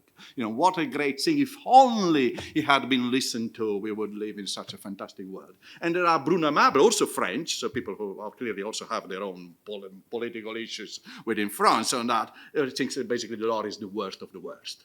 Is the worst neoliberal, even worse than Thatcher and Reagan, because it's more insidious. Reagan and Thatcher, at least, it's clear what they want. And Jacques Delors has been very insidious, introducing neoliberalism in Europe. So I wonder why, in such radical opinions, one way or another, how can you just say, it's just a little step forward? It's an intriguing position, but I wasn't sure. Finally, and that's not really a question, but on the bottom line, I would also agree that it's not everything so bad, because I spent all my life criticizing the European Union, and then there was Brexit. I was living in the UK, and really the European Union, you miss it when you lose it. So there is something good in it. So I have to concede that. Thank you. Thank you, Guglielmo, for this optimistic closure. And would you like to have 5 minutes to address 10 minutes to address these questions, so that we can then open the floor. Love to. And again, 5 minutes will not suffice, but I will try to keep it to 5. I should start by saying what a privilege it is to have such fantastic commentators, because it's a real joy listening to you, and I only regret that we have this now. So this is a criticism of the organizers. We should have had this 2 years ago when I was still able to integrate comments to the paper. But of course, I'm very happy to pick up some of the points. And again, apologies right away, because I won't be able to address all of them. Loïc, I think you read this very carefully, and you have fantastically interesting points. And the problem, if you will, is that mostly I agree, but I think that maybe at the meta level, it also reminds us of certain disciplinary divides, right? And I mentioned the normative several times, because I think there is almost a kind of an impulse across disciplines to deal with the normative dimension in different ways. I hence felt it was so important to stress that in the book there is also chapters that deal with authoritarian regimes, with dictatorships, and authors, and I would agree with them, still feel that it can be addressed through the lens of social justice. On the one hand, taking this as a rhetoric by actors, on the other hand, also as a kind of as a yardstick, which doesn't necessarily is then combined with a normative assessment on whether this is good or bad, but rather as an analytical lens. So that is the difference there. And I think, again, and I like that as a citizen, and I fully respect that in law it's done differently. The normative is often very inbuilt in the kind of definitions and the way forward, the conceptualizations in some of the work that legal scholars do. So when I come to the first point, where, again, in a nutshell, you also argued that one shouldn't discuss so much about the model, but also about local practices, I would be the first to agree. I felt that in a chapter in a literature that was basically non-existent, I first had to talk not so much about the model, because I would always argue that there wasn't a model, right? It was cheese, but not cheese only of one kind, but something that over time only made the appearance of being something that hang together, if you will. Whereas I sometimes try to weave in these short sentences that the local practices did certainly not live up to high expectations. Hence, I mentioned that, of course, when it comes to equal pay, we all know that to this day, 70 years almost after the treaties of Rome, the situation is still deplorable, right? That farmers, though profiting most when it comes to transfer monies from the European community of the time, were the most unhappy group, basically. So that these paradoxes really matter. But what I also want to kind of do in the chapter is not to overemphasize the role of the community, because I would also argue that, particularly in the first phase that I discussed, the 50s and 60s, most people in their daily lives not really that much affected by EC policies, right? Neither were they aware of them, nor were they really making such a big difference. In that sense, also my argument with a march forward is not about this being positive or negative. It's rather that the EU just matters an awful lot. And that is what I, as a historian, try to turn into my puzzle by simply trying to assess how on earth was this possible, that an institution that was basically like most other international organizations, post-45, was able to become such an immensely meaningful actor that can really make or break the trajectory of national economies, of also individual lives. If you think about pensioners, for instance, in Greece,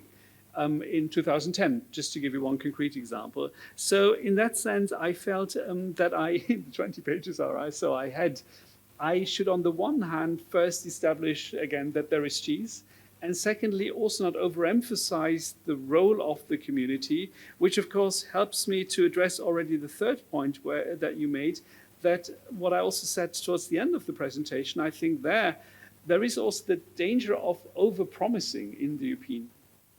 And if you consider the European Union not as a one model, as a one vision, as a one policy-driven kind of entity, but more as I do, as a platform, a plank where policy actors of sorts try to use instruments, legal instruments, policy instruments that are there for their own very specific and often divergent needs, you have a mess, basically. And that is really what is happening, where than if, just to use a very different example, a commission president promises to a country that is in war and torn and split, you'll be member soon.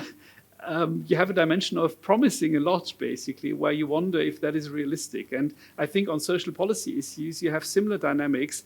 And I see that as something that also I, as a historian, can contribute to the conversation by trying to tease out the kind of tensions that you, with more time than I now have, I should have brought this to an end already, the reactions to your points, can help to bring to the fore. So in that sense, I would agree we need more on that period, also since the Maastricht Treaty. I would argue that in many ways the European project, if you will, started to matter a little bit since the 1970s, very much so since the 1980s, and even more and more so the closer you move to the present, but with effects that are really very mixed. So this is also a little bit of a reaction already to what Guglielmo said in his last point, which is again a kind of also, if you will, the normative assessment that I try to not put into my conceptualization, as much as I do have an opinion on these issues as a citizen, but I don't want them to take over my conceptual deliberations, basically.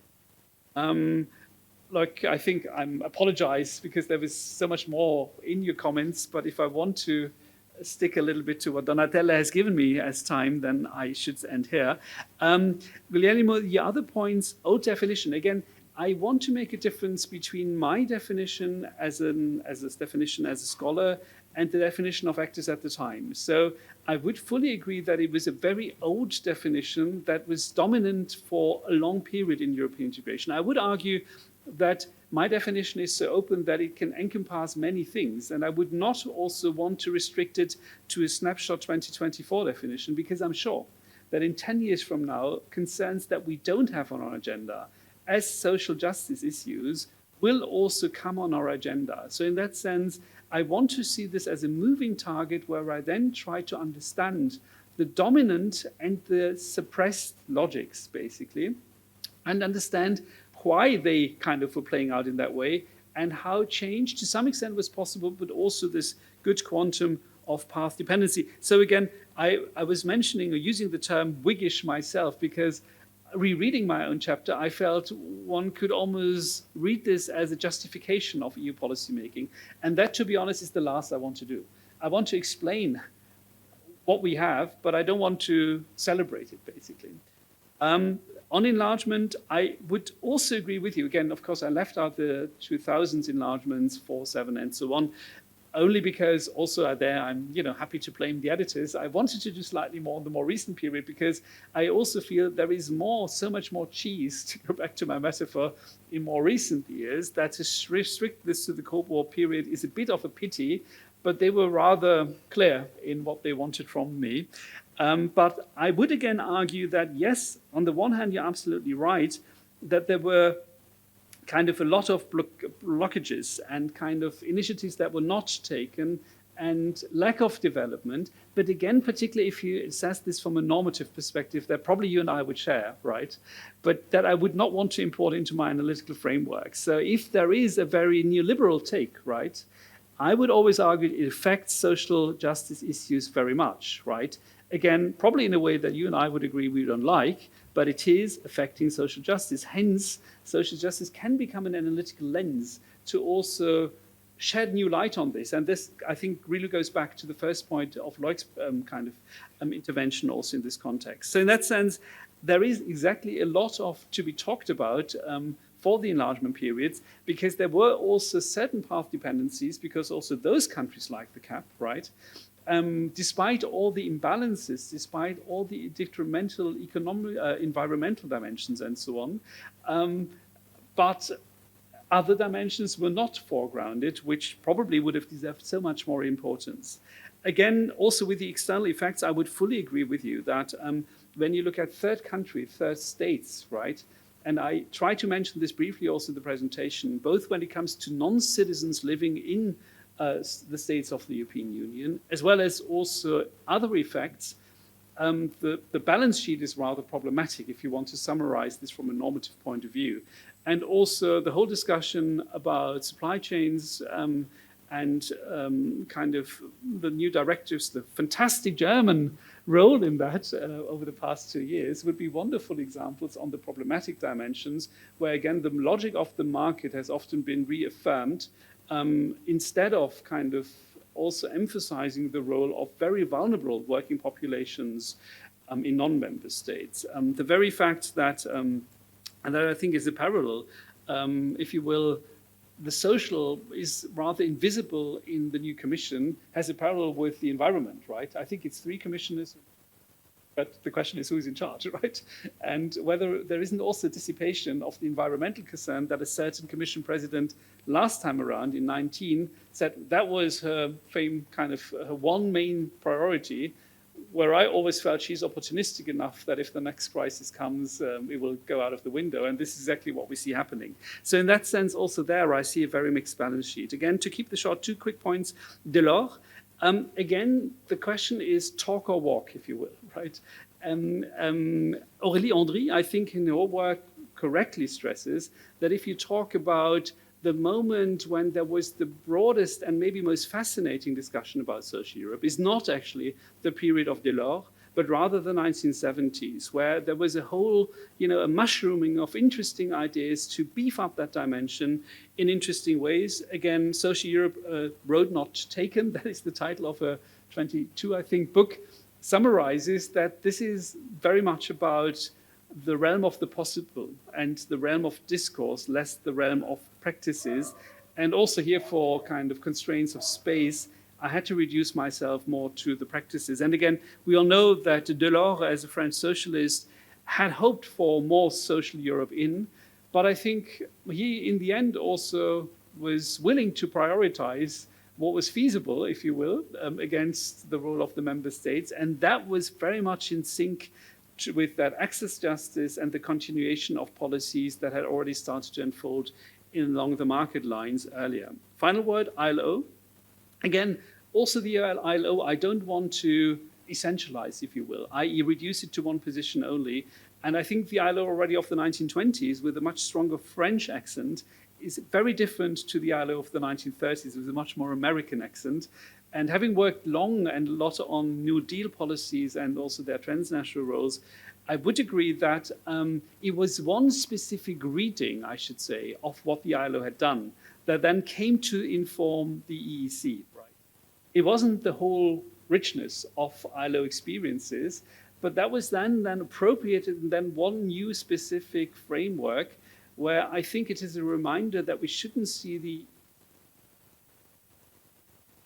and where I still see that also history is malleable and that, again, we need to look at the specific context to see also how knowledge is mobilized again and activated in these specific contexts. Again, sorry, I was probably too long. Thank you. But I'll stop here. No, you were very... Yes, Jonathan, Mario, Jörg Trenz and myself. Honest. Yes, we do. Thanks very much. Let me say to start with, Kiran, that I appreciate what you said before you started, that you tried to give a hopeful perspective on, let's say, the EU and social justice in a field where often hopelessness is.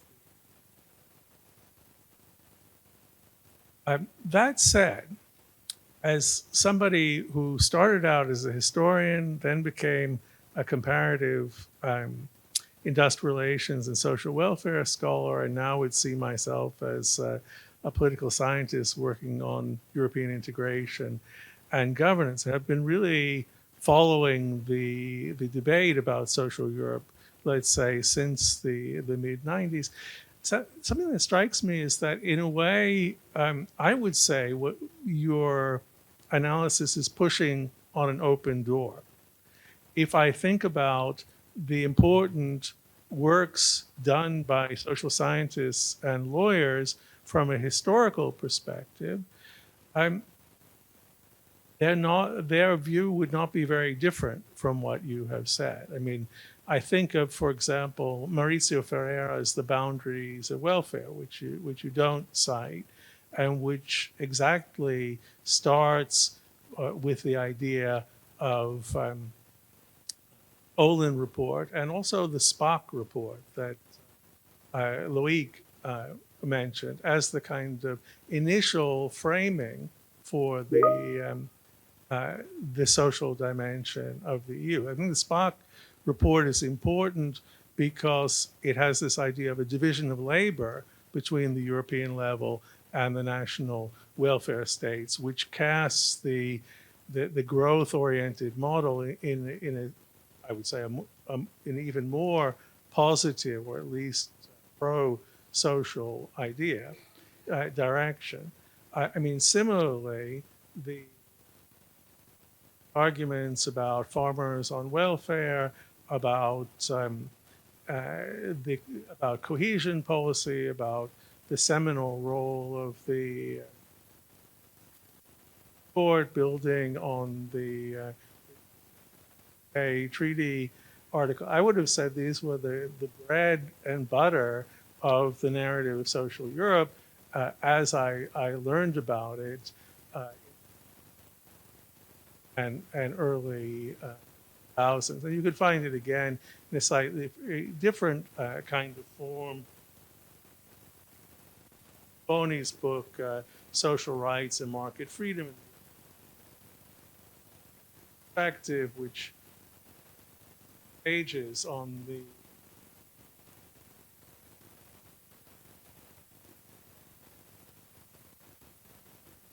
I guess I would say that your account shows that lawyers and social sciences are not talking because we could go on what we already thing that really struck me.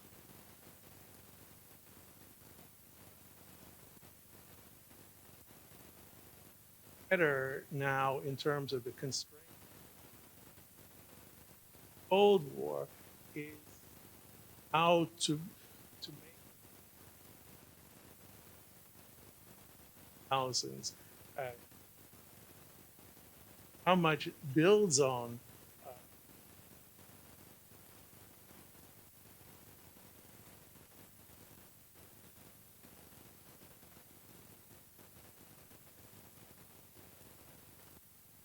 effective because we codification in of the we see the codification in legislation of the anti-discrimination concern for precarious groups in the labor market and so on. But we also see the starting of new and about how to configure a role for the EU of the member states. And I'll just make one last point, and that is that I was surprised in a way that you said nothing about the pillar of social rights. And I agree with that has been formative development in the place of the social in immigration. At the same time, I don't think I would agree that it's only about access justice in terms. And so these would be, I mean, maybe this is actually helpful because your chapter is published, but your interests remain, and you could pursue that forward, and that would be stimulating.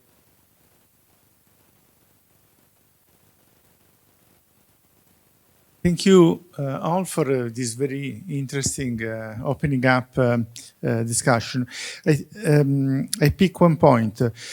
In the post-war, social justice entered Europe through national constitutions, and the constitution sanctioned social rights, and social rights as a principle become institutions such as the welfare state, the different, and the tool for doing this was state provision of services outside the market on the basis of granting the implementation of rights through public expenditure and public administrations. Okay, so in terms of tools, this is the national model of social of the implementation of social justice, what social justice meant for the post-war generation. In this context, I agree with you already mentioned this, that the job of the EU was economic integration, making possible the economic growth of national economies, so that at the national level, the redistribution and the expansion of public expenditure could be possible. So in a way, you could see a sort of division of labor with the framework of European economies providing the context for making possible this social redistribution at the national level. This, however, was a game, a positive sum game, which was working during Fordism and during the expansion until the end of the 70s.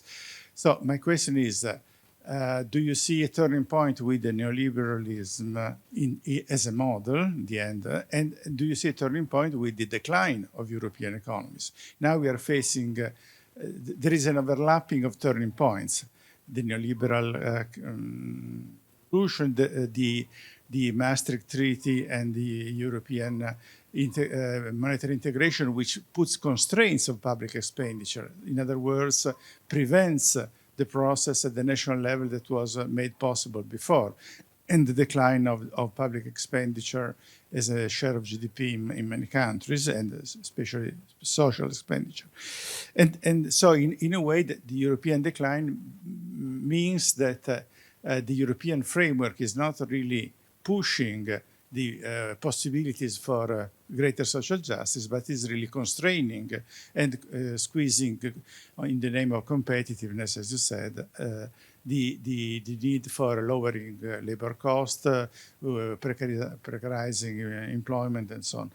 So in this sense, what we see now, and many of you have said, there is a return of some concern at the European level, but as a result, not of a linear expansion, as a result of the decline of concerns and implementation of social justice, and the rise of new problems in work poverty, which would have been unthinkable 20 years ago, greater discrimination, migrant discrimination, and so on. So I wonder how, from your historical perspective, these waves could be discussed. And I'm not at all a historian, so I cannot go into any detail here, but only relate to some main trends that emerged in your talk. And one thing that struck me was when you mentioned that the promotion of a social justice agenda in the 70s went hand in hand with this extensive demobilization, as you called it. And this is, I think, also quite interesting from a political science perspective. It confirms, in a way, also the whole idea of integration as being elite-driven, which even here expands to the social justice agenda.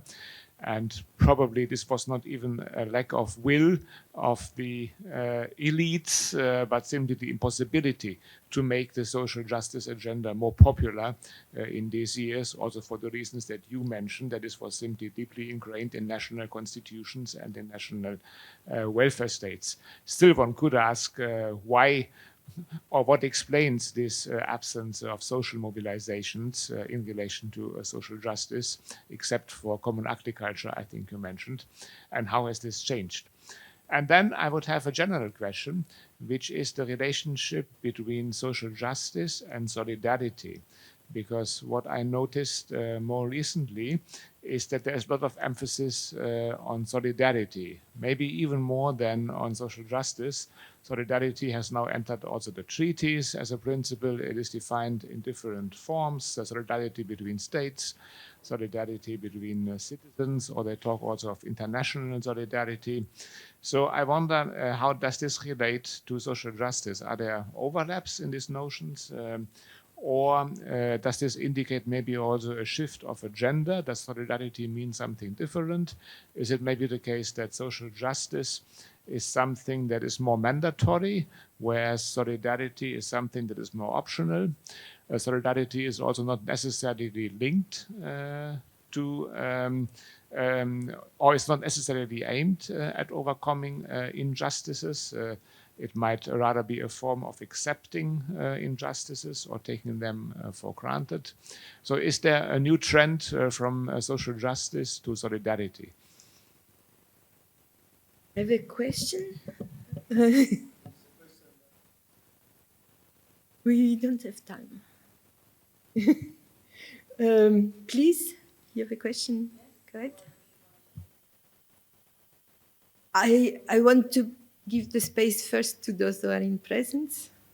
I will try to be very quick. The question was again related to the definition about what is social justice, and my reflection was connected to, for instance, how you see or how would you elaborate or decline the connection with migration policies and the multiple levels of stratification discrimination that we have right now, and we have had also in the past, if we see migration policies that have been historically managed as a supply to the labor shortage, and now with the externalization of the frontiers. So can we talk about social justice in Europe as something that is only delimited to those who have a European passport? But we know that is not the same also within the European Union. We have a lot of discrimination, no? Also among European countries. So how to deal with this? Thank you. Thank you very much. I have a connected questions, and I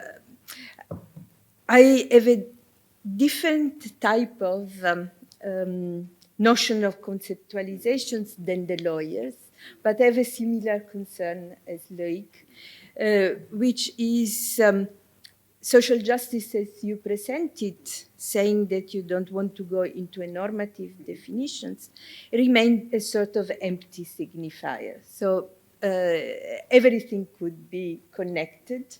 In this case, not necessarily even from the actors themselves, because you say they speak very little about social justice.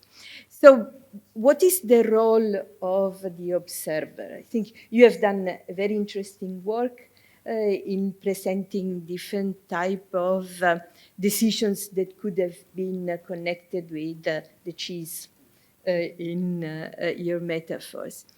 But I have a similar question about the borders. So who is the deserving? With Stella Christou there, we did a research on, during the pandemic time, on movements that called for free access to vaccinations. And the European Union was one of the main actors who said, no, we don't free access. It was in a period in which there was a discourse of solidarity, but solidarity was very clearly only for the insiders. The south of the world was not considered as deserving. And I think that this is an element that when describing social justice could be important to introduce. Then I think you talked also about a balance sheet.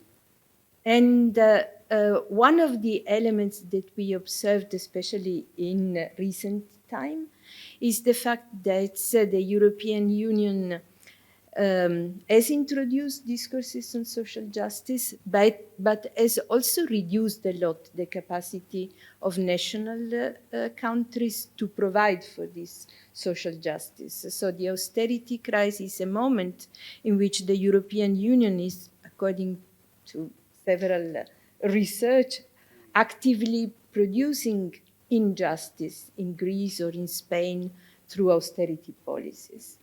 And so I think that also in the past, seeing this balance would also be important in order to develop the idea of the concept of social justice as a type of approach. So not only the emptiness or what fills the void, but also what is reduced. In fact, one of the reasons why the protest developed very much, but only in the period that you didn't study yet, at least with the global justice movement, is that the European Union remained for a long time very hostile to pressures from below. So it was more the deliberative type that Christian and others have addressed. But this element of seeing also how much who did the discourse on social justice and how much actors as the trade unions, for instance, were excluded, or how much social movements mobilized on European Union issues directly only very late when they saw that they needed to, but had mainly focused on the national level because of the democratic deficit and so on. I think it is also something that in the book could be important to develop. So now I don't know what is online, but I think that the time is almost over, and I want to give you time to respond. So how much time do we have? Let's say 10 minutes. Grazie. Okay, that's very generous. Again, thank you so much for these 5 additional interventions. Jonathan, I looked at the video of Roland's presentation, and I'm glad that you didn't grill me quite as much as you grilled him. Let's put it like that. And again, these are very useful and very important points. Again, let's be clear about the nature of the piece, right? It's also trying to inform a historian's audience about the existence of a phenomenon that most historians tend to ignore, called the European communities. I was glad that the editors wanted to have a piece on this at all, and it is very clearly a piece of synthesis. So I have never claimed, I hope I was also clear, without naming all the people whose work I rely on, that this wasn't my own thinking only, that I rely on libraries of research. And I think, of course, of the existing research, I'm particularly indebted to, again, social scientists, because historians have basically been not doing very much on this. Aurélie, whom I mentioned 3 times already, I think now is one of the very few exceptions, which also shows a certain, again, if you could want to call it Whiggish focus in history on certain issues, including those of European integration. So I would be the first to agree with you that we need more interdisciplinary conversations on this. I have tried to import some of the findings from these neighboring disciplines, even if also for lack of space and certainly also lack of knowledge. I didn't put all these texts into the footnotes. And if you will, to some extent, I'm glad if you tell me that what I do here is not really completely obscene and wrong from your vantage point. Again, I still felt that one piece that really summarizes on some 20 pages through the lens of social justice is also something I didn't find from you guys, let's put it like that. So in that sense, there was a lacuna to really bring what we now see for this long period together, while trying to stress the longer arches for that period. And again, sometimes I preferred to refer to historians, for instance, when it came to the Olin report, because they've been able to look at the archives to really pinpoint and provide granular evidence on how the knowledge traveled. I completely agree that I should have mentioned also the Spark report, also that, there was only so much space. And again, already the preamble to the report is quite interesting, where the argument is no nation state will ever be able to build, for instance, a large plane, right, that would be able to compete with American planes that we have. So it was also about scales and about industrial policies, where the argument was immediately linked to productivity, but also with a slightly different twist than in the Olin report, I would think. So in that sense, it would have been very complementary, but important to be added. So maybe very briefly, so much on that. Mario, I think I would fully agree that, again, once the story moves on, there is more to be said about this. And again, I would argue that there are these changes in the 1970s and later on, but I would be slightly careful to really identify full-fledged fundamental turning points. Let me again give you just the example of the CAP, right? I would, with Laurent Valouzet, for instance, as a history colleague from the Sorbonne, argue that there wasn't ever one dominant, fully dominant kind of economic orientation that next to a more neoliberal approach, there had always been neo-mercantilist policies, for instance, and social democratic policies. And, you know, the CAP that until today binds more than 30% of the European Union's budget. And the thing is that one of the interesting strategies of the European Union is, I think, to make its budget completely transparent, right? That today there is no scholar, I think, on this planet who can tell you exactly how much goes to agriculture, because it's so diffuse across different things that this dimension remains very, very important. And it's the very opposite to neoliberalism. And it's always been the very opposite to neoliberalism. So let's be careful not to overemphasize that change when there are, in fact, I think, quite important path dependencies. Just one other footnote on the budget. I recently talked to Philipp Genschel and Markus Jachtenfuchs, who've set up a new project on the history and the budgeting of the European Union, because I just wanted to have the overall figures of the last 20 years of the budget. And they agreed with me that nobody can give those figures. Also there's been a policy of hiding away, if you will, something where you have, if you look also on the websites of the European Union, you have zillions of pieces of information, but I think they're all meant to hide certain things without this being turned into conspiracy theory, because again, some issues are so toxic and so politically contentious that they shouldn't be brought to the fore. So in that sense, yes, there is this period of European decline, as you called it, where, again, what I, from a normative perspective, and again, I hope that was clear in the text, there is a normative dimension in the text. I don't think everything is the same. I just want to make sure that it's not part of the definition itself, because I think that creates blinkers, which then avoid seeing other dimensions, which, again, from a normative perspective, are also problematic. I think if you kind of start from a kind of premise and a definition that only looks at the things you like, then you miss so much out on what the European Union actually has done. And that is the real problem. So in the sense of kind of the most recent developments, I would agree that there is a decline when it comes to dimensions that probably many in this room would, from a positive point of view, see as, you know, a negative trend. But I would still argue that what I find interesting also is that the powers of the European Union have continued to grow in so many ways, right? There is certain dimensions where powers have been given back. There is Brexit, obviously. But overall, including, for instance, health issues, the pandemic has been a moment of, again, a competence creep of the European Union, which didn't have much powers in this field besides cancer research and a couple of other things until recently. So in that sense, and this also ties in with Donatella, what you already said, I think there is a very problematic dimension which also has to do with the dimension of overpromising, right? We will get this right, we will take care of this, we will do this, whilst the powers are still very patchy and not fully existent. So even if, say, the Commission wanted to do this and wanted to get it right, the powers aren't fully there. And I think this is a pattern in European integration, that you want to overpromise very often in order also to then win the powers, right? And it's not only true for the field of social justice, it's a general pattern of European integration, that you also bind the member states into your rhetoric, which then forces them to, by tendency, incrementally give you more and more powers.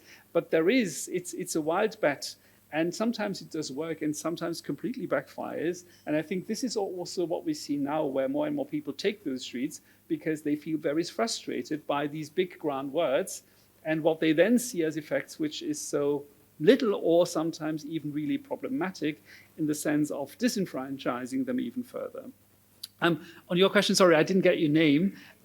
Elisetta, and also what Donatella said again about migration policies and people who are not citizens, be they undocumented in the member states or with other titles or beyond the member states. I said this briefly, it's also very briefly in the paper. I think, and this is also something I see also beyond social justice as a general feature of EU policymaking, if you will, it's so complex to bring these member states to the table and try to forge a consensus amongst them, that it often has a rather autistic, inward-looking tendency, right? Whereby the concerns, the needs also, not just concerns and wishes, of people who are not having the rights of full citizens in the community and elsewhere are being disregarded. So I think that is one of the other negative dimensions. So while talking about the cheese, looking at the impact that this has potentially on people who are not part of that equation, I find very important. I mentioned, again, cross-country and cross-border migration as an important dimension, where, again, I think so early on the balance sheet was very mixed, right? It was that the EC did open borders, right? But again, not unqualified, but only for some, under certain conditions. And where I would argue that the logic of the market, right, and the needs of the common market were standing front and center, and certainly not the needs of, for instance, vulnerable migratory communities. Or again, hence I mentioned in the presentation briefly, the fate of textile, right, which also has a migration dimension. But again, there was never a common textile policy. Again, a lot of female employment, a lot of part-time employment, but again, from those in power in the national capitals, in Brussels, there was never seen this as a need to really do something about this, something I find highly problematic, but that explains also the priorities and the historical constellations of the time. And I think, again, that also absolutely confirms what you said with regard, for instance, to access to vaccination and the problems that are built into these kind of policies. I think time's up. I hope that I did touch upon most of these things. Again, maybe one last point, Hans-Jörg, on demobilization. I think that is just so interesting that also with the politics of crisis, right, and this haphazard, makeshift, incremental kind of forms of policy making, often on the margins of treaties, particularly in the 1970s, again, also in our own times, right, where it's not the big new fundamental treaty that is being discussed, and then you have the powers and the competences built into that, but rather often developments outside of the treaties, be it on social justice, on other issues. You move the project forward in a bricolage approach, basically, which again tends to sideline the particularly weak civil society actors and plays with the powerful and the vocal, right? Again, farmers were taking the streets. At the time, I don't know if you saw this in the picture, they were still rather well-clad. They didn't use their tractors, their fence and John Deere stayed home, basically, and their trench coats were kind of put on display because they wanted to show that we're bourgeois, we matter, and we are normally behaving in a civilized manner. So also there is very different, interesting cultures of protest, even in one constituency. But that also shows who wasn't able to have a voice in the conversation, which I think only shows, yeah, certain continuities there, levels of mobilization there, and problems there. One last sentence I want to make. I personally see, I've done this in a book that is out in German, and I'm just, as we speak, working on the English version of this, that there is a tendency in European integration, I would argue, that kicked in with the late 2000s in the context of the global economic crisis, the Eurozone crisis, to go away from a more open, right, liberalization, to some extent neoliberal approach, to what I want to call a more focus on security, but broadly conceived. And security can mean kind of just securing the status quo, kind of making sure that the institutions don't fall apart, right? But it also creates a more inward-looking policy, where also the ideas of the European Union as a model, as something to share with the wider world, a discussion that many in this room will remember that was quite big in the late 1990s, early 2000s, has also receded to the margins. And where also the concerns of non-citizens, I think, is also being de-emphasized to a large extent with this idea we need a Europe that protects, but whom does it protect? Not everybody. It protects us here, and particularly the vocal. And I think, again, that is one of the problematic dimensions that we see, where also there are interesting continuities from the early periods, where I hope that history can add to the conversation in also bringing that out. Thank you. Thank you very much. Thank you to Loïc. And thank you to Guglielmo. And you have to promise us that when you have the draft of the book on social justice and the history of the European Union, you will come back to present it. Thank you very much. Thank you. Thank you. Thank you for the great questions.